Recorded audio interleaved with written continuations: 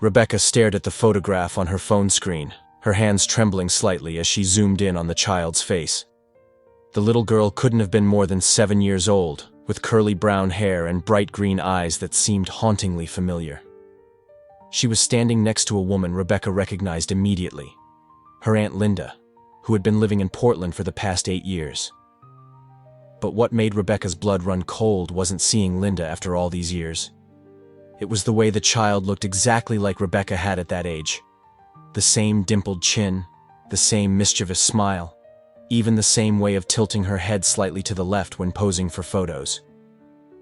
The image had appeared on Rebecca's Facebook feed as a suggested friend, people you may know, and the profile belonged to someone named Linda Matthews, with a young daughter called Sophie. Rebecca's maiden name had been Matthews before she married David 3 years ago. She set her phone down on the kitchen counter and tried to steady her breathing. 8 years ago, when she was 19 and barely making ends meet as a college student, Rebecca had made the most difficult decision of her life. She had given birth to a daughter and, after weeks of agonizing deliberation, decided to place her for adoption through a private agency. The adoptive family had seemed perfect, a loving couple from the East Coast who couldn't have children of their own. Rebecca had never told her family about the pregnancy or the adoption. She had spent those months living in a different state, working part-time jobs to support herself, and had returned home claiming she'd taken a gap year to find herself. Only David knew the truth, and even he didn't know all the details. Now, staring at this photograph, Rebecca felt like the ground was shifting beneath her feet. The timing was right. If her daughter had been adopted 8 years ago, she would be exactly Sophie's age now. But Linda, her Aunt Linda, who had always been the free spirit of the family, bouncing from job to job and relationship to relationship? Rebecca scrolled through more photos on Linda's profile. There were dozens of images spanning several years, showing Sophie at different ages, as a toddler, starting school, celebrating birthdays. In every single one, Linda looked like a devoted mother, and Sophie looked happy and well cared for. The more Rebecca studied the photos, the more convinced she became. This wasn't just a resemblance. This was her daughter. But how was that possible? The adoption agency had assured her that the process was completely confidential, and that the adoptive parents lived hundreds of miles away. She grabbed her phone and called David at work, her voice shaking as she tried to explain what she'd discovered. "Slow down, Becca," David said gently. "You're saying you think Linda adopted Sophie? But how would she have even known about the adoption?" That was the question that had been gnawing at Rebecca since she'd seen the first photograph. Linda had never been particularly close to Rebecca's immediate family, and they'd barely spoken in the years leading up to Rebecca's pregnancy. How could Linda have possibly known about the baby, let alone been in a position to adopt her? Rebecca spent the rest of the afternoon researching everything she could find about Linda's life over the past 8 years. According to social media, Linda had suddenly settled down around the time Sophie would have been born, trading her nomadic lifestyle for a stable job and a house in Portland. She'd never mentioned being in a relationship or getting married, but she'd started posting about Sophie as if she'd always been part of her life. As evening approached, Rebecca found herself pacing around her living room, waiting for David to come home from work. David walked through the front door to find Rebecca sitting at their dining table, surrounded by printed screenshots and handwritten notes. She looked up at him with red-rimmed eyes, and he immediately knew she'd been crying. "I've been thinking about this all afternoon," she said without preamble. "The timing, the location, everything. David, I think Linda somehow knew about my pregnancy and intercepted the adoption." David set down his briefcase and pulled up a chair beside her. "That's a serious accusation, Becca. Are you sure you're not just seeing what you want to see because this little girl looks like you?" Rebecca spread out the photos she'd printed. "Look at the dates. Sophie's first photo on Linda's social media is from exactly 8 years and 2 months ago. That's when my daughter would have been about 3 months old, right around when the adoption was finalized." She pointed to another screenshot. "And look at this. Linda posted about starting a new chapter and unexpected blessings around the same time. She'd never posted anything like that before." David studied the images carefully. He had to admit, the resemblance between Rebecca and Sophie was striking. but he'd learned to be cautious about Rebecca's emotional reactions when it came to anything related to the daughter she'd given up. "What do you want to do?" he asked finally. "I need to know the truth," Rebecca said. "I contacted the adoption agency this afternoon. They're sending me copies of all the paperwork from my case, but it'll take a few days to arrive." Over the next week, Rebecca became obsessed with gathering information. She created fake social media accounts to follow Linda's friends and acquaintances, trying to piece together how Sophie had come into Linda's life. She discovered that Linda had moved to Portland shortly after Sophie's birth, claiming she'd been offered a job opportunity. Before that, Linda had been living in Denver, less than 50 miles from where Rebecca had given birth. The adoption paperwork arrived on a Thursday. Rebecca spread the documents across her kitchen table with shaking hands, David beside her for moral support. Most of it was standard legal language, but there was one detail that made Rebecca's heart stop. The adoptive parents were listed as Mr. and Mrs. Jonathan Hayes of Portland, Oregon. But according to the agency's follow-up notes, the adoption had been transferred to a family member acting as legal guardian just 2 months after finalization, due to unexpected circumstances with the original adoptive family. "They transferred the adoption," Rebecca whispered. "But they didn't tell me." David frowned as he read over her shoulder. "It says here that you signed a waiver allowing for emergency placement changes without notification. Do you remember signing that?" Rebecca shook her head. "I signed so many papers that day. I was exhausted, emotional. I just wanted it to be over." She flipped through more documents until she found the transfer paperwork.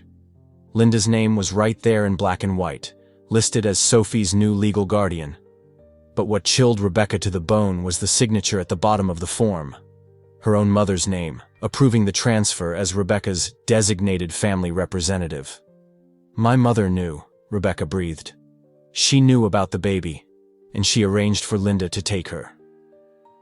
The revelation hit Rebecca like a physical blow. Her own mother, who had raised Rebecca to believe in honesty and family loyalty, had somehow discovered her secret pregnancy and orchestrated this elaborate deception. For 8 years, Rebecca had lived with the guilt and grief of giving up her daughter, while her own family had been raising that child just a few states away. David reached for Rebecca's hand as she began to cry. "What are you going to do now?" Rebecca wiped her eyes and looked at the photos of Sophie scattered across the table. In one image, the little girl was laughing as Linda pushed her on a swing.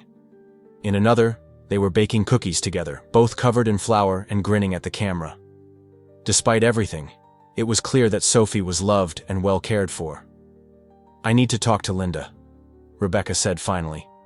"I need to understand why they did this, and I need to know if Sophie is really happy." She picked up her phone and started scrolling through Linda's contact information. After 8 years of silence, Rebecca was about to make the most difficult phone call of her life. The phone rang 3 times before Linda answered. Her voice sounded exactly as Rebecca remembered, warm, but with an edge of wariness. "Rebecca. My goodness, it's been years. How did you get this number?" Rebecca's carefully rehearsed words abandoned her. "I know about Sophie," she said simply. The silence that followed stretched for what felt like an eternity. Finally, Linda sighed deeply. "I wondered when this day would come," she said quietly. "Your mother made me promise never to reach out, but I've thought about calling you so many times over the years. So it's true then. She's my daughter." "Yes," Linda admitted. "But Rebecca, you need to understand. When your mother told me what happened, the original adoptive couple had just backed out. The agency was scrambling to find another placement, and Sophie was in temporary foster care. Your mother was terrified she'd end up in the system." Rebecca felt her anger rising. "That wasn't her decision to make, or yours." "You're right," Linda said. "But your mother was trying to protect both of you. She knew how devastated you were about giving up the baby, and she thought maybe if Sophie stayed in the family, someday there might be a chance for you to be part of her life again." Over the next hour, Linda explained everything. How Rebecca's mother had hired a private investigator to track down what happened to the baby after the original adoption fell through. How Linda had been struggling with her own fertility issues and had always wanted children. how they'd convinced themselves they were doing the right thing by keeping Sophie within the family. "She knows she's adopted," Linda said carefully. "I've always been honest with her about that. I told her that her birth mother was very young and loved her enough to make sure she had a good home." "Does she know about me specifically?" Rebecca asked. "I've never told her your name or that we're related. I thought that decision should be yours to make, when you were ready." Rebecca closed her eyes, processing everything. Part of her was furious at the deception, but another part felt an unexpected sense of relief. Her daughter hadn't disappeared into an unknown family hundreds of miles away. She'd been loved and cared for by someone Rebecca had known her entire life. "I want to meet her," Rebecca said finally. "I know," Linda replied. "And I think maybe it's time. But we need to do this carefully, for Sophie's sake. She's 8 years old, Rebecca. This is the only life she's ever known." They agreed to meet the following weekend at a park in Portland. Linda would bring Sophie, and Rebecca would come as Linda's old friend, who was visiting from out of town. If things went well, they could gradually introduce the idea of a deeper connection. Saturday arrived gray and drizzly, typical for Portland in late autumn. Rebecca found Linda and Sophie at the playground, and her breath caught in her throat when she saw her daughter in person for the first time in 8 years. Sophie was even more beautiful than in the photos, confident and energetic, with an infectious laugh that reminded Rebecca of herself at that age. "Sophie, this is my friend Rebecca," Linda said gently. "She's visiting from out of town." Sophie looked up at Rebecca with curious green eyes. "Hi," she said shyly. "Do you want to see me go down the big slide?" Rebecca nodded, not trusting her voice. She watched as Sophie climbed to the top of the playground equipment and slid down with arms raised in triumph. The little girl ran back to them, beaming with pride. "That was amazing," Rebecca managed to say. "You're very brave." They spent 2 hours at the park, with Sophie gradually warming up to Rebecca. She chatted about school, her friends, and her favorite books.